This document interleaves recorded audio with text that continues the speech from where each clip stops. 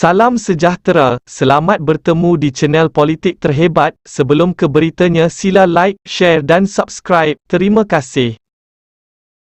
Kuala Lumpur, Datuk Seri Najib Razak memfailkan saman terhadap bekas Peguam Negara Tan Sri Tami Thomas dan kerajaan kerana mendakwa defendan melanggar kuasa dalam jawatan awam apabila mendakwanya di mahkamah dengan tuduhan membabitkan dana Satu Malaysia Development Berhad 1 MDB.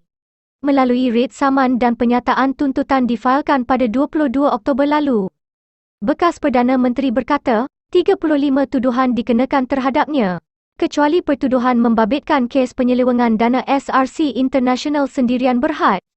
Adalah sesuatu yang sudah lama dirancang Tami. Najib berkata, ia selaras dengan rancangan kerajaan ketika itu dan Tami sebagai Peguam Negara menjalankan tugasnya seolah-olah sebagai ejen Pakatan Harapan PH. Beliau berkata, seawal tahun 2012, Tami membentuk pendapat terdapat unsur jenayah kononnya berlaku berkaitan 1 MDB kononnya membabitkan dirinya. Katanya, sebelum pilihan raya umum ke-13 PRU 13 pada tahun 2013, Tami sudah membuat persiapan untuk menjadi Peguam Negara sekiranya PH membentuk kerajaan.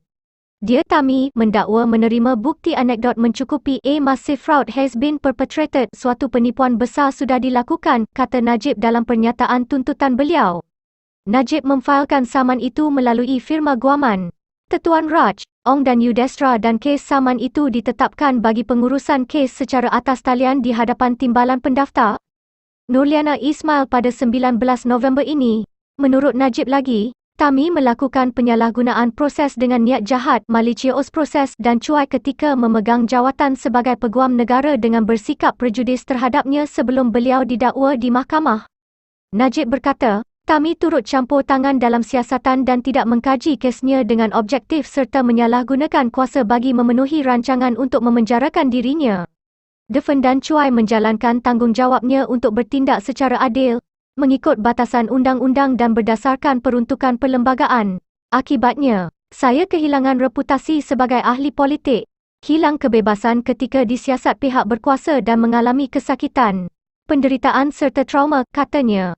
Sehubungan itu, Najib memohon perisytiharan yang Tami melakukan tindakan salah dengan melanggar kuasa, menuntut ganti rugi teladan dan tambahan yang akan ditaksirkan kemudian oleh mahkamah. Beliau juga menuntut ganti rugi sebanyak 1.94 juta ringgit iaitu perbelanjaan terpaksa ditanggung berikutan pendakwaan dikenakan terhadapnya seperti bayaran rundingan pasukan